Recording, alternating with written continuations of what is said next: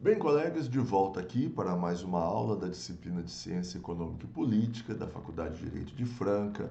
Estamos estudando a unidade 3, Teorias Econômicas, e hoje vamos falar do item 3.5, o marxismo.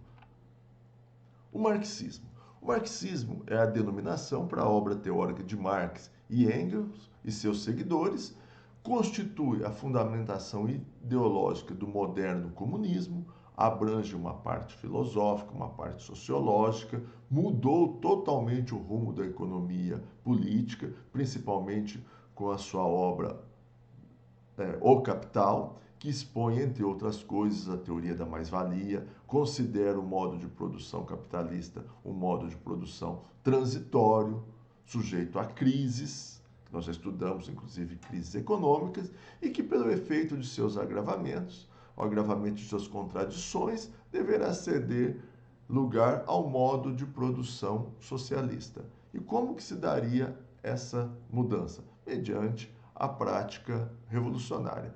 Então devemos lembrar que a obra de Marx foi muito rica, certo? Foi uma contribuição muito grande às teorias econômicas, certo? Embora muitas não concordem com aquilo que ele propõe, mas não podemos deixar de forma alguma de admitir a riqueza de sua obra.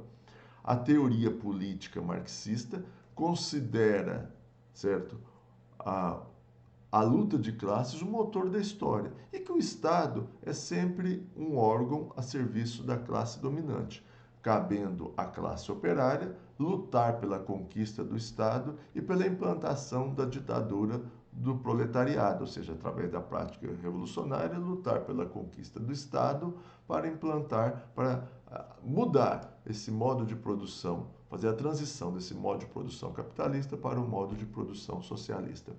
Eu vou tentar nos esquemas a seguir, tentar demonstrar um pouco do que foi a obra do Marx.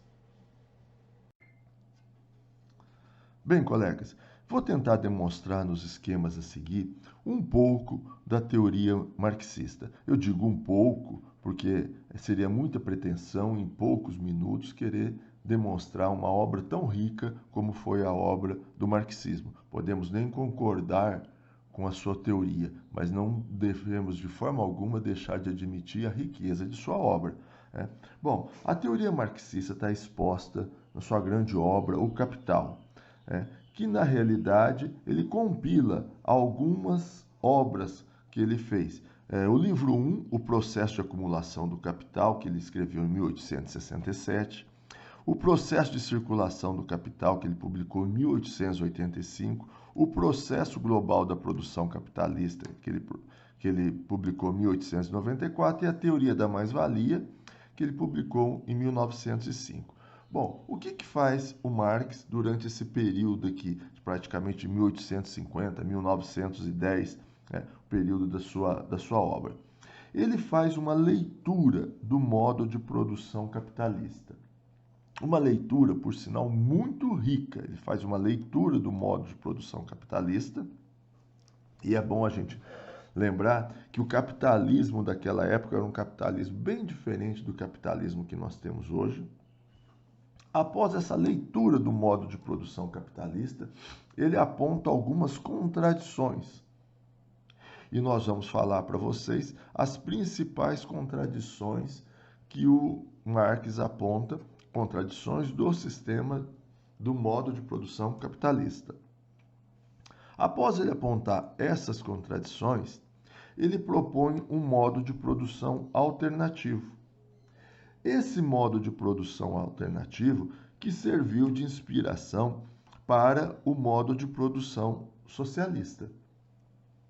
Lembrando que no modo de produção capitalista, a propriedade e os meios de produção pertencem aos indivíduos, enquanto no modo de produção socialista, propriedade e meios de produção pertencem ao Estado.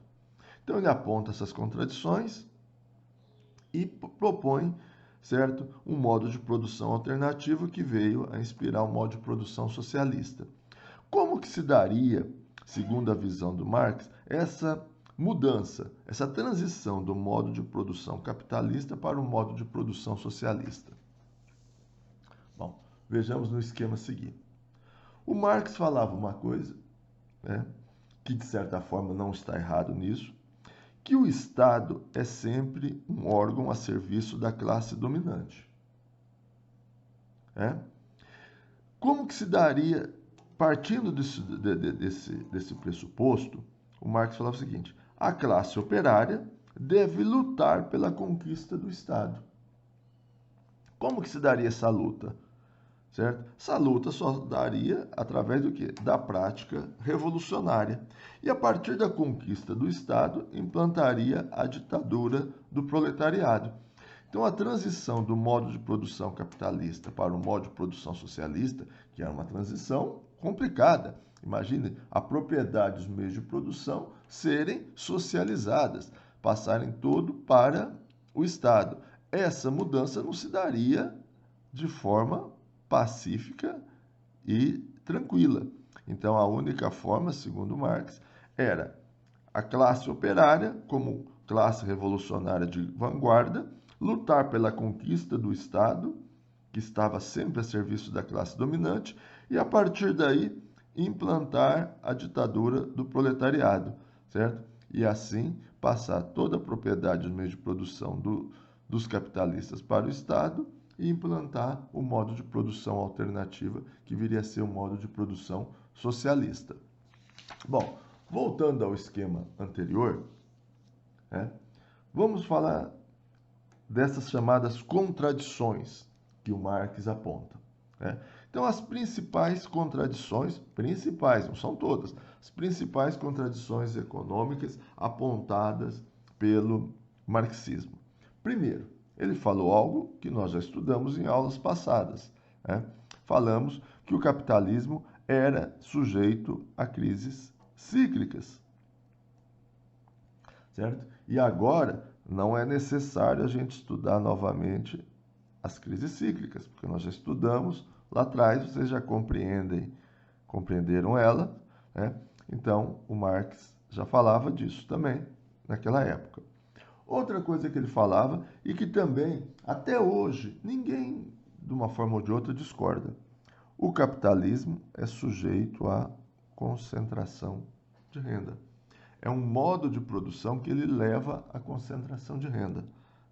Marx já falava isso. Ninguém, de uma forma ou de outra, certo, contesta isso. Apenas, hoje, nós temos um elemento para fazer políticas distributivas de renda que na época principalmente que o Marx escreveu isso daqui, a sua obra, não existia, que era a figura do Estado como um agente que deve estar constantemente promovendo políticas distributivas de renda, principalmente através de política fiscal, arrecadando de quem tem maior capacidade contributiva, gastando quem tem mais necessidade, o Estado com as suas políticas públicas, coisa que não acontecia na época que o Marx escreveu a sua obra, porque na época nós vivíamos sobre o liberalismo econômico. Então ele já falava que o capitalismo era sujeito à concentração de renda. E outra contradição que ele falou foi a chamada mais-valia. Para que a gente interprete melhor a teoria da mais-valia, nós vamos recorrer a uma outra parte da sua teoria, certo? Que é a teoria do valor-trabalho, que também não foi escrita por Marx, ela é aceita por Smith, por Ricardo, todos eles contribuíram para a construção dessa chamada teoria do valor-trabalho e concordam com ela. O que vem a ser essa teoria do valor-trabalho? É necessário a gente entender essa teoria do valor-trabalho para depois entender a chamada mais-valia. Então ele falava o seguinte, o que essa teoria do valor-trabalho ela demonstra? Que o valor de um bem econômico é a quantidade de trabalho necessário para a sua produção. Então vamos lembrar o seguinte, o homem não cria nenhum bem econômico, o homem apenas transforma recursos naturais em bens e serviços que estariam à disposição do homem. Bom, esses bens e serviços, segundo a teoria do valor-trabalho, o valor dele é a quantidade de trabalho necessário para a sua produção. Vamos tentar interpretar isso. Vamos imaginar o seguinte exemplo. Uma mesa. Uma mesa tem um valor de R$100. Vamos imaginar uma mesa, o valor de venda dela é R$100. Segundo a teoria do valor-trabalho, R$100 é a quantidade de trabalho necessário para a sua produção. Vamos interpretar isso. Vamos tentar fazer uma cadeia, tentei demonstrar aqui uma cadeia produtiva. O homem vai até a natureza, lógico, não me cobra nada por isso, e extrai a madeira suficiente para construir uma mesa. Qual que é o custo? Zero. A natureza está lá, os recursos estão lá. O homem trabalha e retira a madeira em estado bruto e vende essa madeira em estado bruto por R$10. R$10 representou o quê? O trabalho que ele teve para tirar a madeira lá da natureza. Bom, essa madeira é vendida por uma serraria, por exemplo, que vai serrar aquela madeira, transformá-la em tábuas. A serraria compra a madeira por 10, certo? Transforma ela, serra, tudo, faz uma série de trabalhos nela, certo? E vende essa madeira por 30. O que representou esse 20? Esses 20 representou o trabalho necessário para transformar a madeira bruta em tábuas. Então, de 10 passa para 30. Né? Bom, essa madeira está lá no norte do país. E essa madeira tem que chegar para a indústria. E alguém compra essa madeira lá e transporta ela até a indústria. Ele paga dessa madeira R$30 e tem todo um custo de transportar ela de R$10 e vende essa madeira para a indústria por R$40. A indústria pega essa madeira bruta e transforma ela numa mesa. Certo? Transforma ela numa mesa e nesse processo ela compra a madeira bruta por 40 e vende por 80. O que representa esses 40 aqui? Representa o custo de produção dessa mesa, trabalho. Bom, essa mesa por 80, ela vai para uma loja. A loja compra a mesa por 80 e vende para o consumidor final por R$100. O que representa esses R$20 adicionados? Representa todo o trabalho necessário à produção, à comercialização dessa mesa. E vendeu ela por 100. Então, ele falava, a teoria do valor-trabalho, ela fala que o valor de um bem é a quantidade de trabalho necessário para a sua produção. Então, o valor do bem aqui, R$100. Ele vendeu por R$100. O que representa esses R$100, segundo a teoria?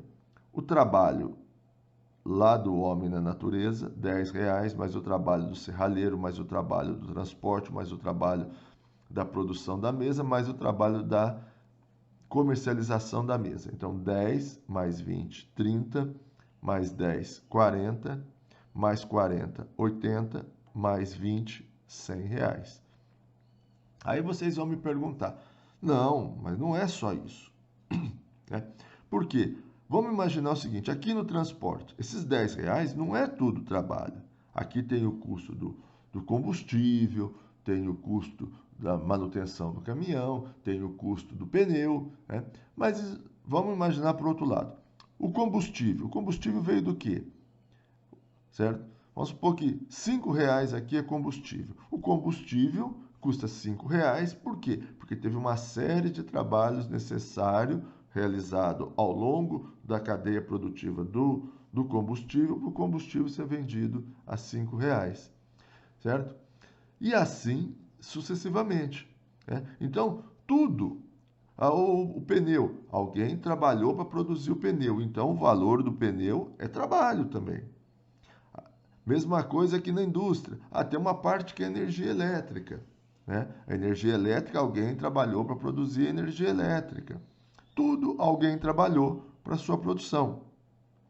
Vocês vão falar, mas uma parte de todo esse valor de R$ 100 são impostos, correto? Uma boa parte, inclusive, são impostos. Só que esses impostos servem para quê? Servem para custear uma série de serviços que o Estado propicia, necessários para que esse processo produtivo ocorra. A indústria,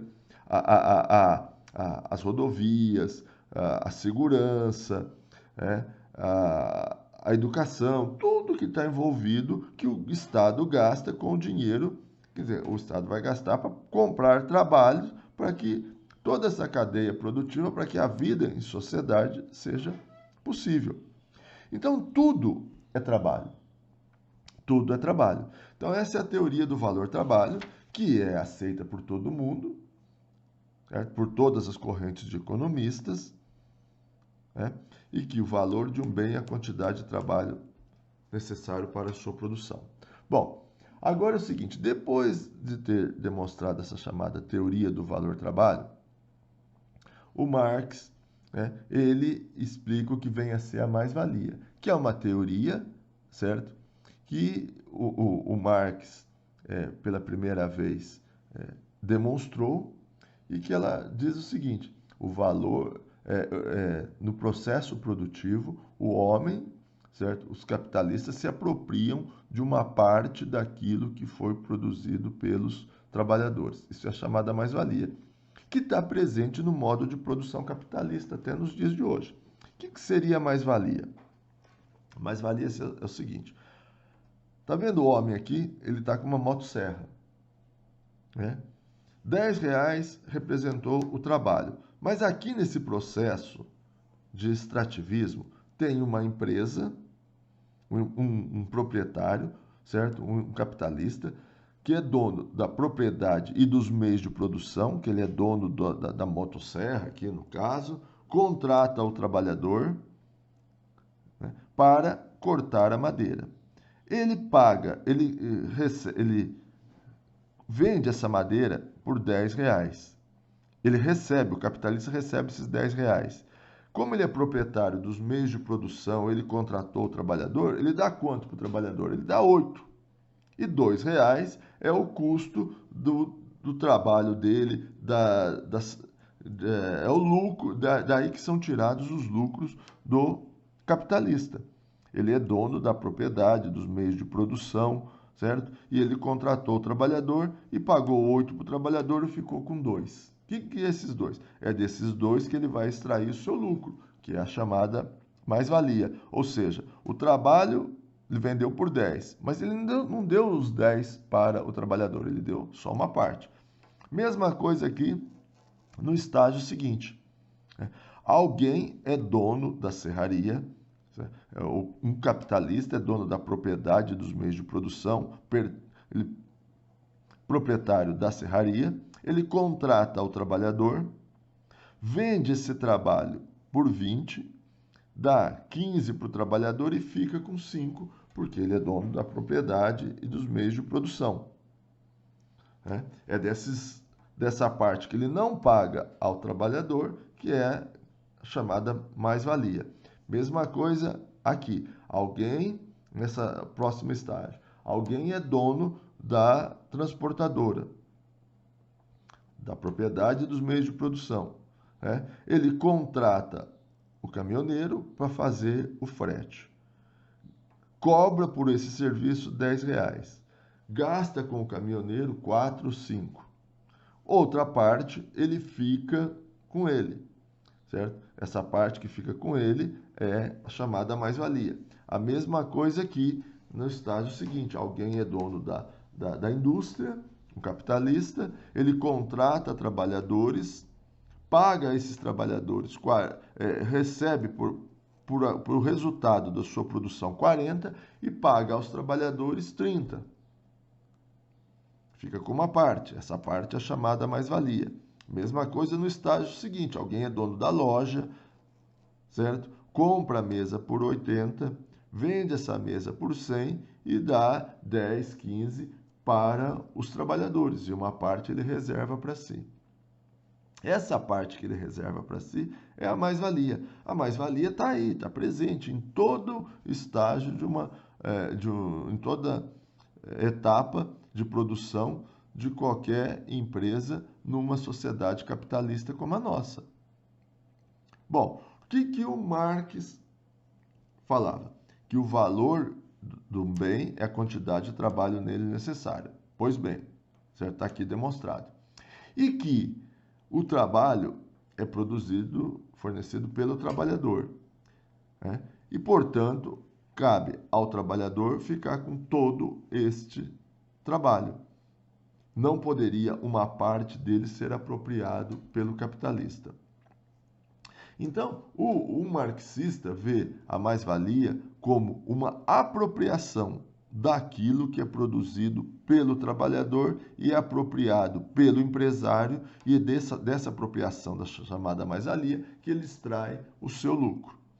Certo? Então, um marxista vê essa apropriação como algo que não tem cabimento, certo? Ele desaprova essa chamada mais-valia, que é a apropriação de uma parte do valor do trabalho, né? E que fica com o capitalista, né? Então, um marxista vê isso como algo indevido. Um capitalista, ele vê a mais-valia, sabe que existe a mais-valia está aí, certo? Mas ele vê como algo perfeitamente justificável. Alguém, em algum momento, certo, conquistou a propriedade desses recursos produtivos, certo? Esse capitalista, ele tem a propriedade dos meios de produção, ele contrata os trabalhadores, ele faz uma parceria com esses trabalhadores, ele entra com a parte dos seus recursos, da sua propriedade, ele entra com a sua inventividade, ele assume o risco.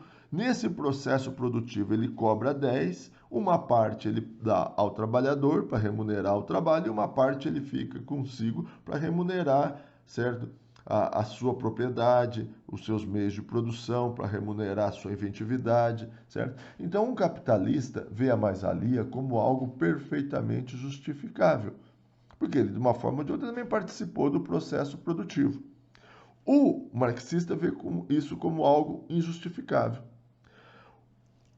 Um capitalista, em toda essa fase aqui, ele vê a mais-valia como algo justificável. Alguém é dono da propriedade, dos meios de produção, ele faz uma parceria, uma relação capital-trabalho com o trabalhador e fica com uma parte, porque na verdade ele participou do processo. Ele participou com o seu capital, ele assumiu os riscos, ele contratou os trabalhadores, certo? E uma parte ficou com o trabalho e uma parte remunerou o capital. Certo? Então, o marxista vê a mais-valia como algo injustificável, enquanto que um capitalista vê a mais-valia como algo justificável. Certo? Perfeitamente aceito, normal, certo? Bom, então o marxista, voltando aqui, ele aponta algumas contradições. Primeiro, as crises cíclicas que existem, certo? A concentração de renda que existe e a mais-valia que existe, e segundo um marxista, ela é injustificável. Como que o marxista pretende, imagina acabar com essas principais contradições? Com esse modo de produção alternativo, que é o modo de produção socialista, em que propriedade e meios de produção passam a pertencer ao Estado. E aí, se tudo pertence ao Estado, né, a economia é toda ela planificada. Certo? Quem produz e quem vai consumir. Tudo pertence ao Estado. Se você tem o Estado com economia planificada e toda a produção é igual àquilo que vai ser consumido, você não vai ter a crise cíclicas. Então, assim, eliminaria as chamadas crises cíclicas, com propriedade e meios de produção pertencendo ao Estado. Concentração de renda. Segundo a teoria marxista, todo o resultado seria dividido equitativamente por todos aqueles que participaram da dinâmica produtiva. Assim, não haveria a figura do empresário, do proprietário, tudo pertenceria ao Estado e seria equitativamente distribuído entre todos. Então, você também, com esse modo de produção alternativo, não teria concentração de renda. Todos dividiriam igualitariamente o resultado daquela produção econômica. E a mais-valia? Também não teria mais-valia. Por quê? Tudo pertenceria à propriedade e meios de produção, pertenceria ao Estado, não teria a figura do capitalista para apropriar de uma parte da produção, que é a chamada mais-valia. Então, assim, você não teria essa mais-valia que, segundo o Marx, os marxistas, é algo injustificável. Então, você acabaria com essas contradições e todos entrariam no estado de solidariedade fraterna, com plena satisfação de suas necessidades e tudo mais. É assim que o marxista imaginava, né, acabar com essas contradições do modo de produção capitalista. Tá ok? Só para recapitular o que nós já esquematizamos, vejamos. Olha, a partir da teoria da mais-valia, Marx analisa o processo de acumulação de capital no sistema capitalista, mostrando haver uma correlação entre a crescente acumulação e concentração de capital e a pauperização do proletariado e proletarização da classe média, que causariam a eclosão das contradições básicas do sistema. Bastante complicado isso daí, né? Mas, em síntese, o que o Marx está tentando demonstrar com isso que ele está propondo aqui? Que o capitalismo é um modo, certo, que permite, que leva à concentração de renda e, consequentemente, à pauperização do proletariado, né? Então, na realidade, o Marx tenta demonstrar, e que ninguém discorda disso, que o capitalismo, principalmente aquele capitalismo, certo, de 1850, 1900, da época do liberalismo econômico, que fez parte da leitura de Marx, que o capitalismo era um modo de produção que levava à concentração de renda, certo? Então, outra coisa que ele fala, a mais-valia consiste no valor do trabalho não pago ao trabalhador, isto é, na exploração exercida pelos capitalistas sobre os seus assalariados. Pois bem, um marxista vê a mais-valia como uma exploração, certo? Exercida pelos capitalistas sobre os trabalhadores, enquanto que um capitalista vê isso como perfeitamente justificável. Afinal de contas, o capitalista também participou dessa produção, participou com o capital, fornecendo o seu capital, assumindo riscos e tudo mais. Bom, que essa contradição, certo, surgiu na obra do Marx a partir da sua teoria, da teoria do valor-trabalho. É uma teoria econômica associada principalmente a Adam Smith, David Ricardo e Karl Marx, todos eles concordam ajudaram a construir essa chamada teoria do valor-trabalho, que ela parte da ideia de que toda atividade econômica é essencialmente coletiva. Portanto, o valor econômico de uma mercadoria é determinado pela quantidade de trabalho que, em média, é necessário para produzir, incluindo aí todo o trabalho anterior para produzir as matérias-primas, máquinas. Em consequência, o preço de uma mercadoria deve reproduzir a quantidade de trabalho nela colocada, sendo o trabalho o único elemento que realmente gera valor. O homem não cria nenhum bem econômico, ele apenas transforma mediante trabalho. E o valor de um bem é a quantidade de trabalho. Marx, assim como Adam Smith e David Ricardo, considera que o valor de toda mercadoria é determinado pela quantidade de trabalho necessário para produzi-la. Sendo a força de trabalho uma mercadoria cujo valor é determinado pelos meios de vida necessários à subsistência do trabalhador, alimentos, roupa, moradia, transporte, se esse trabalhar além de um determinado número de horas, estará produzindo não apenas o correspondente à sua força de trabalho, que lhe é pago na forma de salário, mas também um valor a mais, um valor excedente, sem contrapartida, denominado por Marx de mais-valia.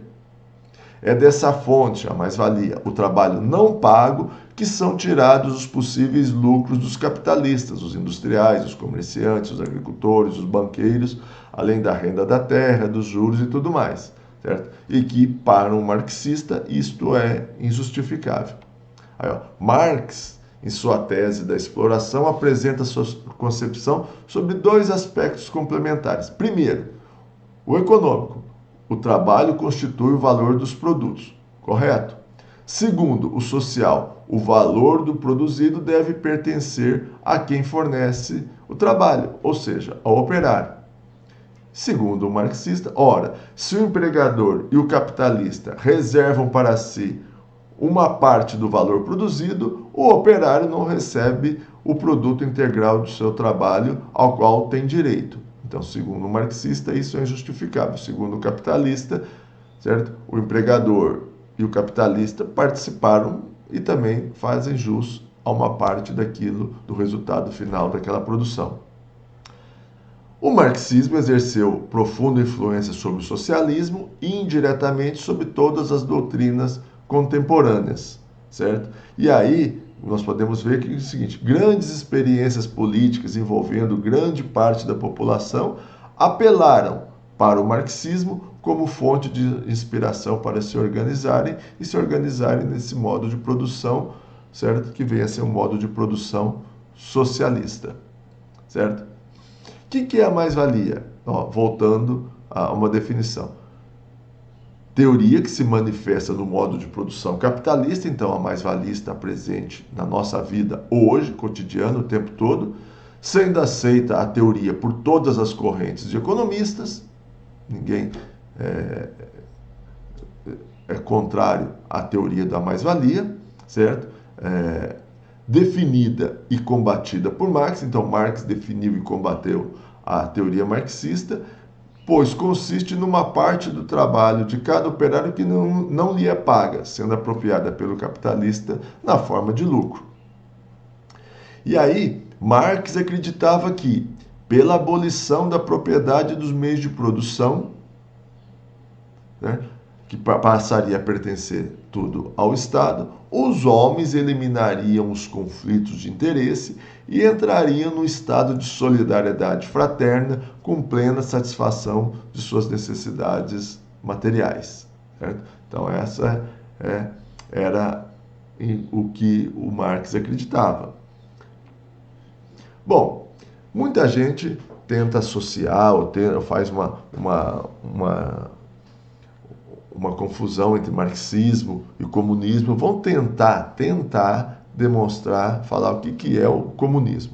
O comunismo seria, que eu tenho inclusive uma grande dificuldade em compreender como ele se operacionalizaria.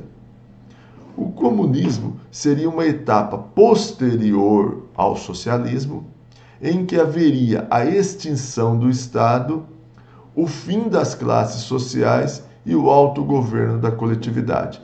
Então, notem bem, no socialismo, tudo pertence ao Estado. No comunismo, não. Seria uma etapa posterior, certo? Em que haveria o fim das classes sociais e o autogoverno da coletividade. Remonta à antiguidade grega e ressurge em movimentos sociais de inspiração religiosa. Então, lá no Platão, na República, já tentava demonstrar ou definir o que seria o chamado comunismo. Notem que no comunismo não haveria o Estado e haveria o autogoverno da coletividade. Eu, sinceramente, tenho dificuldade, certo, de entender, certo, como que se daria esse chamado comunismo. Mesmo hoje, nas repúblicas que se intitulam comunistas, na realidade elas são socialistas. O Estado é detentor de toda a propriedade dos meios de produção. Como que se daria esse chamado comunismo? Tanto é que ele fica mais no campo da utopia. Olha, remonta à antiguidade grega e ressurge em movimentos sociais de inspiração religiosa. Então agora qual que seria um exemplo de movimento social de inspiração religiosa em que prega a extinção do Estado e o autogoverno da coletividade que aconteceu aqui no Brasil. Um exemplo disso foi Canudos, certo? O que o Antônio Conselheiro, né, pregava? Né? Pregava, rechaçava a figura do Estado e proclamava o quê? O autogoverno da coletividade.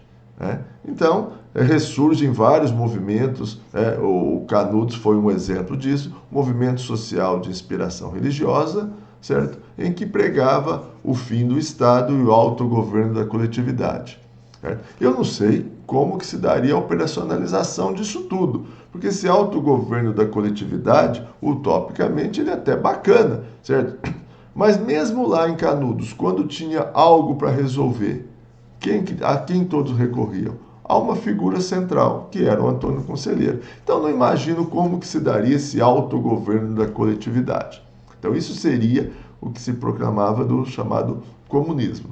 O socialismo, que é o que foi implantado em várias sociedades aí ao longo dos séculos, é uma sociedade pós-revolução industrial, conjunto de doutrinas e movimentos políticos voltado para os interesses dos trabalhadores, tendo como objetivo uma sociedade em que não exista a propriedade privada dos meios de produção, tudo pertence ao Estado, pretende eliminar as diferenças entre as classes sociais e planificar a economia, certo? Para obter uma distribuição racional e justa da riqueza social. Então, o que nós tivemos foram movimentos, sociedades socialistas, em que a economia era planificada, toda a produção, toda a propriedade, o meio de produção pertencia ao Estado e todo o resultado era dividido entre todos que participavam daquela dinâmica produtiva.